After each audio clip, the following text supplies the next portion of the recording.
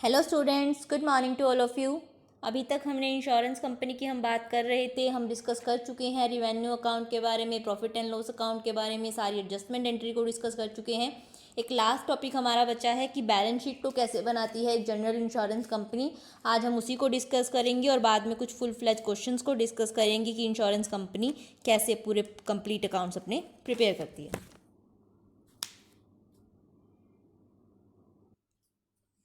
देखो, ये है हमारा बैलेंस शीट का फॉर्मेट। यहाँ पर देखो, ऑलमोस्ट जो आपका बैलेंस शीट का फॉर्मेट रहेगा वो सेम रहेगा, कुछ आइटम्स में डिफरेंस आएगा। जहाँ पर वो डिफरेंस होगा मैं वो आपको बताऊंगी। सबसे पहले आपको जैसे वहाँ पर करना था, सोर्सेज ऑफ फंड लेने हैं, देन उसके बाद एप्लीकेशन ऑफ फंड लिया जाएगा। वही 11 शेड्यूल्स हम वहाँ बना रहे थे, जो यानी लाइफ इंश्योरेंस के केस में बना रहे थे, वही 11 शेड्यूल हम जनरल इंश्योरेंस के केस में बनाएंगे। जो शेड्यूल्स हैं वो चेंज नहीं होंगे, जो शेड्यूल्स का नंबर था वो भी वही रहेगा जो आपका लाइफ इंश्योरेंस के टाइम था। सबसे पहले आपको शेयर कैपिटल लिखनी है, देन रिजर्व एंड सरप्लस लिखनी है, उसके बाद आपको फेयर वैल्यू चेंज अकाउंट लिखना है। जो ये फेयर वैल्यू चेंज अकाउंट होगा, इसमें आप क्या लिखोगे, जितनी भी, देखो वैसे तो सारी रिजर्व कहाँ पर आती हैं, आपकी सारी रिजर्व आती हैं आपके general reserve and surplus schedule में, लेकिन जो आपकी इन्वेस्टमेंट फ्लक्चुएशन रिजर्व रहेगी वो रिजर्व एंड सरप्लस का पार्ट नहीं होगी। वो आप यहाँ पर अलग से दिखाओगे कि इन्वेस्टमेंट फ्लक्चुएशन रिजर्व आपकी कितनी है। उसके बाद आपको बोरोइंग का शेड्यूल बनाना है, वो एग्जैक्ट सेम रहेगा, उनका टोटल करोगे। सिर्फ आपके जो सोर्सेज ऑफ फंड है उसका इतना ही पार्ट रहेगा।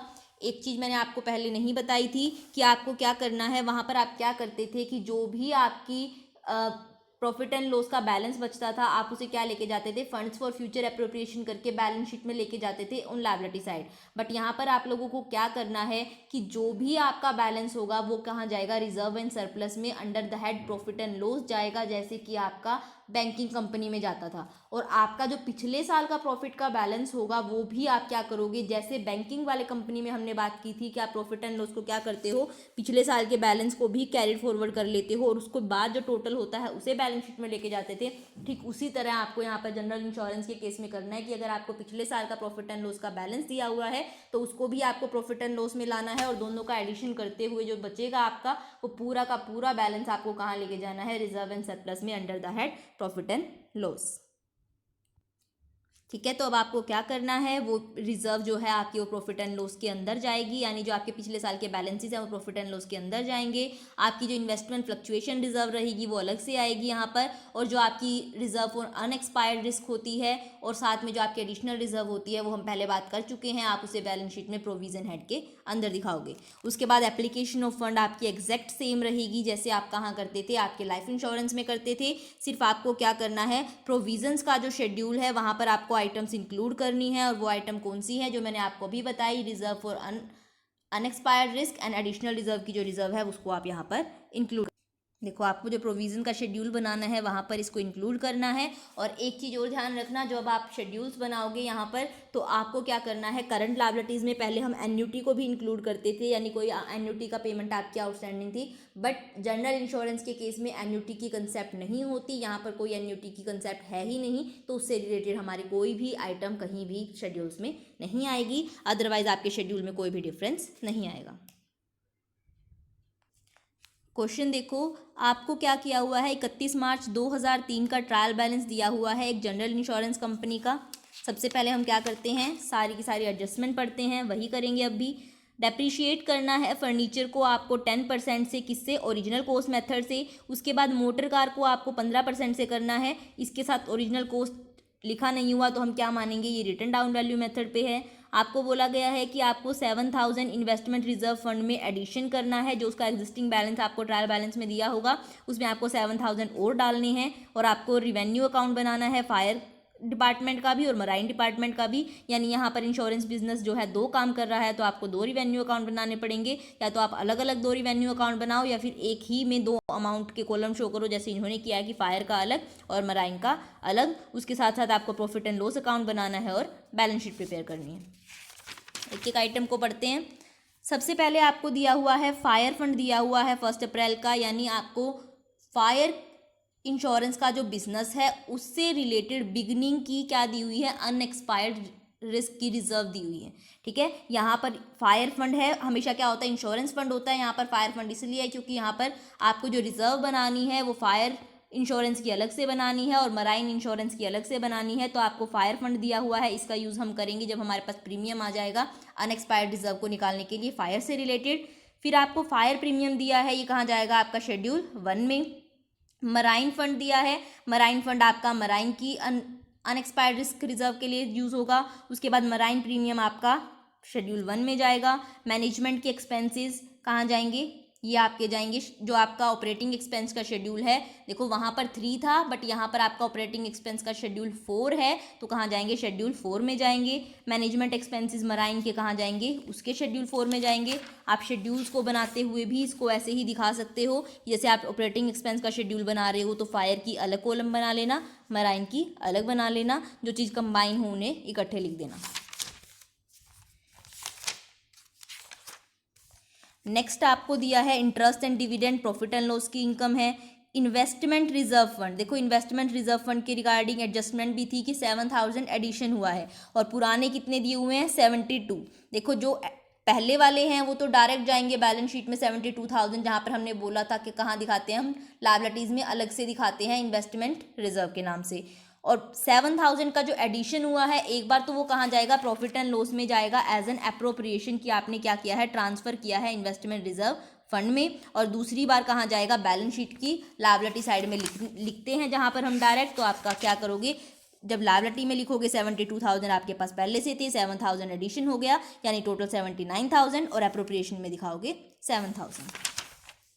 उसके बाद आपको दिया हुआ है क्लेम पेड एंड आउटस्टैंडिंग, यानी आपके कहाँ जाएंगे क्लेम शेड्यूल 2 में जाएंगे। Claim paid and outstanding marine से रिलेटेड है, ये भी वहीं जाएंगे। प्रोविडेंट फंड हमारी लायबिलिटी होती है, करंट लायबिलिटी शेड्यूल 13 में जाएगी। ट्रांसफ़र फी ये क्या है आपकी इनकम है, प्रॉफिट एंड लॉस में जाएगी क्योंकि डायरेक्टली रिलेटेड नहीं है। ऑडिट फी है expense profit and loss, directors fees expense profit and loss. Motor car आपकी फिक्स असेट में जाएगी और फिक्स असेट इससे रिलेटेड हमारी क्या थी एडजस्टमेंट भी थी कि आपको मोटर कार पे क्या करना है 15% का डेप्रिसिएशन लगाना है। तो आप क्या करोगे जो मोटर कार की वैल्यू आपको दी हुई है 24,000 उस पर 15% डेप्रिसिएशन लगाओगे। वो डेप्रिसिएशन एक बार तो फिक्स असेट यानी मोटर कार में से लेस हो जाएगा और दूसरी बार आपके प्रॉफिट एंड लॉस के एक्सपेंस में जाएगा।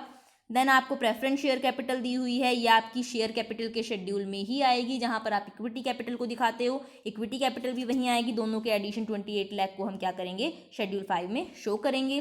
फॉरफिटेड शेयर अकाउंट, ये क्या होगा फॉरफिटेड अमाउंट शेयर से रिलेटेड है, ऐड होता है तो आप शेयर कैपिटल शेड्यूल में ही इसको ऐड कर दोगे।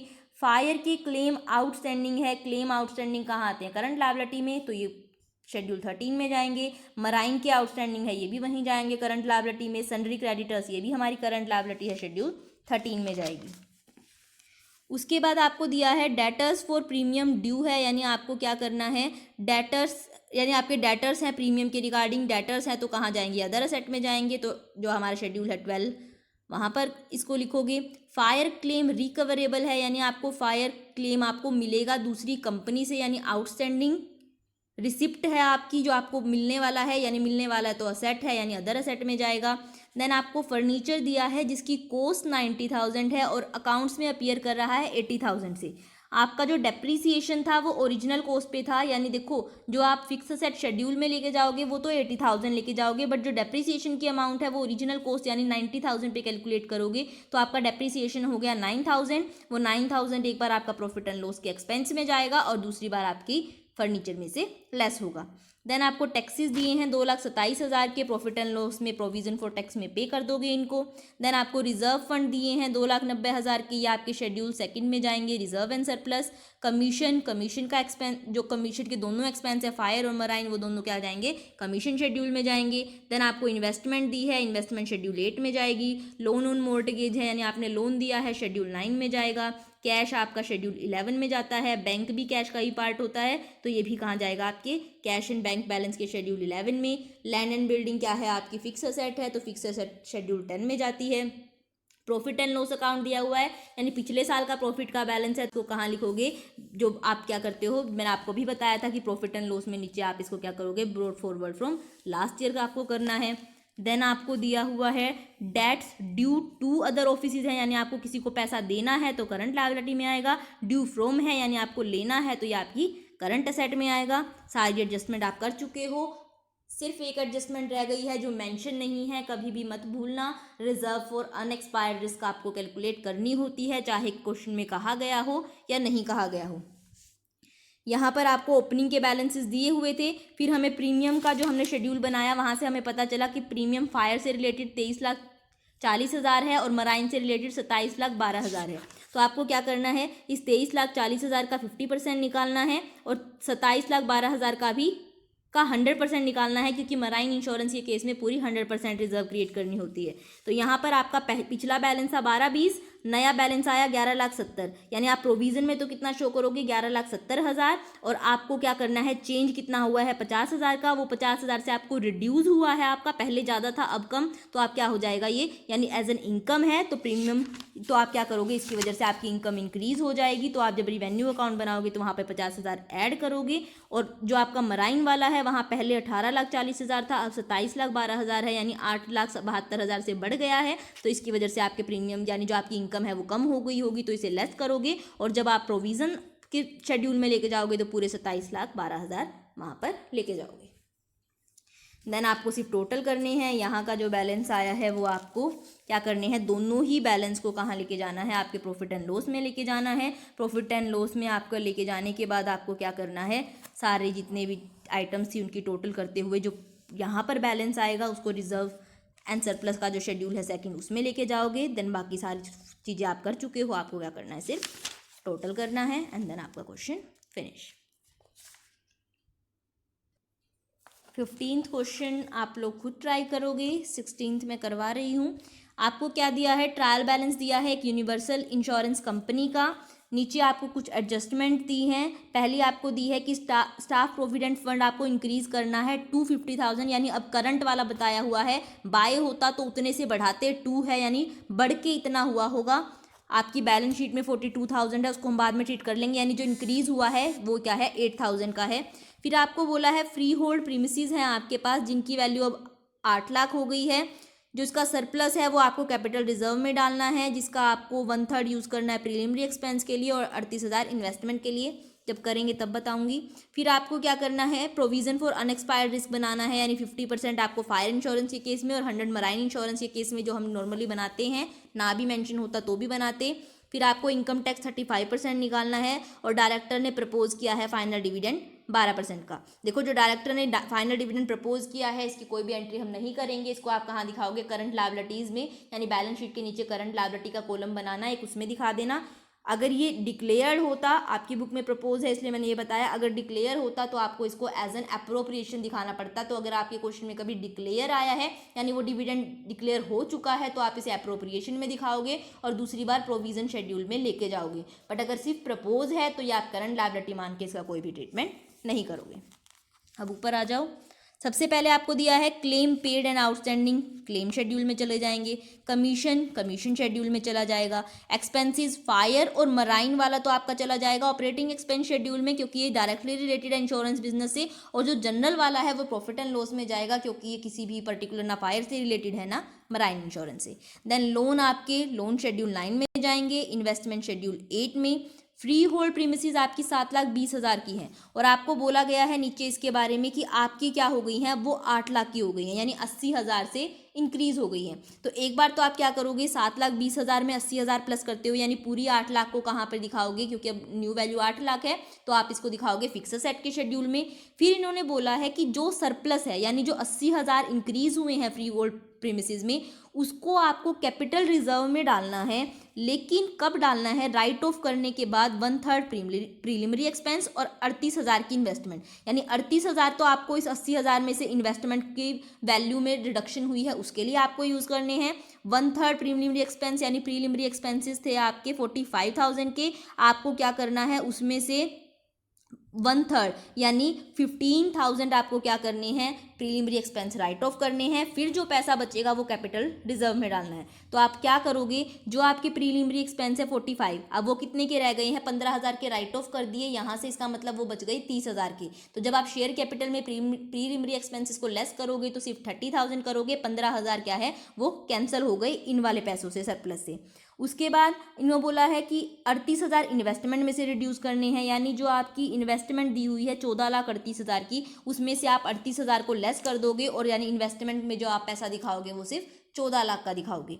फिर जो पैसा बच गया 38,000 और 15,000 को लेस करने के बाद आई थिंक 26,000 बचेगा या जो भी बचेगा उसको आप क्या करोगे, कैपिटल रिजर्व में शो करोगे, यानी जो आपका रिजर्व एंड सरप्लस का शेड्यूल है वहाँ पर आप शो करोगे। 27,000 बचेगा, 80,000 बचे थे जिसमें से 38,000 आपने दे दिए वैल्यू इन्वेस्टमेंट के लिए, बाकी के 15,000 प्रीलिमिनरी एक्सपेंसेस के लिए। अब 27,000 बच गए हैं आपके कैपिटल रिजर्व में। शेयर जो आपके प्रीलिमिनरी एक्सपेंसेस थे अब वो सिर्फ 30,000 रह गए हैं। और ऐसे ही जब आप इन्वेस्टमेंट का शेड्यूल बनाओगे तो वहाँ पर आप क्या करोगे, राइट ऑफ कर दोगे 38,000।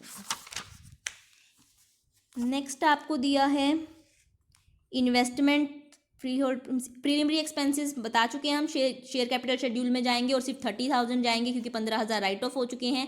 एजेंट का बैलेंस अदर असेट में जाता है, वहीं पे जाएगा। आउटस्टैंडिंग प्रीमियम है, ये भी हमारी अदर असेट है।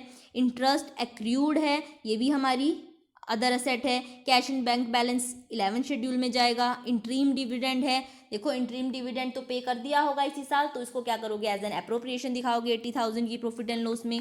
Share capital schedule 5 forfeited share account share capital में ऐड होगा। Claim admitted but not paid, यानी आउटस्टैंडिंग क्लेम है यानी करंट लायबिलिटी है तो शेड्यूल 13 में जाएगी। Premium received schedule 1। Interest and dividend receive, ये आपके प्रॉफिट एंड लॉस से रिलेटेड है, वहीं पे जाएंगे। देन आपको अदर इनकम दी है तो ये अदर इनकम आप मानोगे डायरेक्टली रिलेटेड नहीं होगी, प्रॉफिट एंड लॉस में लेके जाओगे। ड्यू टू अदर पर्सन, यानी दूसरे पर्सन को हमें पैसे देने हैं तो करंट लायबिलिटी है।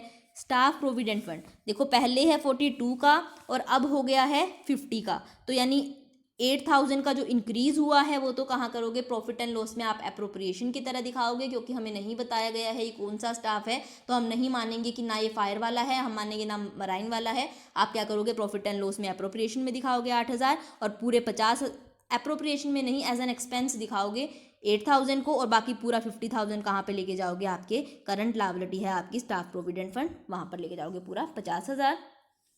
एडजस्टमेंट बाकी सारी हो चुकी हैं, सिर्फ अनएक्सपायर्ड रिस्क की बाकी है। अनएक्सपायर्ड रिस्क की एडजस्टमेंट करेंगे अब हम लोग। सबसे पहले प्रीमियम देखते हैं। प्रीमियम आपका आया था 40,80,000 और दूसरा 14,60,000 मराइन का। तो मराइन इंश्योरेंस के ऊपर आप पूरे 100% और फायर इंश्योरेंस की 80% की आप क्या करोगे, क्रिएट करोगे। आपको पिछला डाटा कोई भी मेंशन नहीं था तो आप मान लोगे कि पिछले साल की रिजर्व 0 है, यानी जितना आपका पैसा आएगा उतना डायरेक्ट आप क्या कर दोगे, क्रिएट कर दोगे। और ये प्रोविज़न एक बार आपका चला जाएगा लास्ट में प्रोविज़न शेड्यूल में। आगे आपके 17th एंड 18th क्वेश्चन में भी कोई न्यू पॉइंट नहीं है, आप लोग खुद ट्राई करोगे, प्रॉब्लम होगी तो मुझसे पूछ लोगे। सिर्फ एक चीज़ है यहाँ पर कि आपके जो प्रपोज डिविडेंड है उसके ऊपर डिविडेंड डिस्ट्रीब्यूशन टैक्स भी है। देखो पहले प्रपोज डिविडेंड तो आपकी करंट लायबिलिटी है, तो करंट लायबिलिटी नहीं कॉन्टिजेंट लायबिलिटी है, तो आप इसको डायरेक्ट कॉन्टिजेंट लायबिलिटी में लेके जाओगे। और अगर आपने कॉन्टिजेंट लायबिलिटी के ऊपर कोई टैक्स है तो वो टैक्स भी तभी अराइज होगा जब वो कॉन्टिजेंट लायबिलिटी बनेगी, तो जो जिसके ऊपर टैक्स है उसको भी आप कॉन्टिजेंट लायबिलिटी में ही लिखोगे। और ये निकालोगे कैसे, जो डिविडेंड की अमाउंट आपकी आएगी उसके ऊपर 11% क्या निकालोगे, आप टैक्स निकालोगे और उसको भी कहाँ पर लेके जाओगे, आपकी कॉन्टिजेंट लायबिलिटी में ही, और कोई भी डिफरेंस क्वेश्चन में नहीं है। सो आप लोग खुद ट्राई करोगे, प्रॉब्लम होगी तो मैं फिर कह रही हूँ मुझसे पूछ लेना। एंड इसके साथ आपका चैप्टर कंप्लीट। Thank you.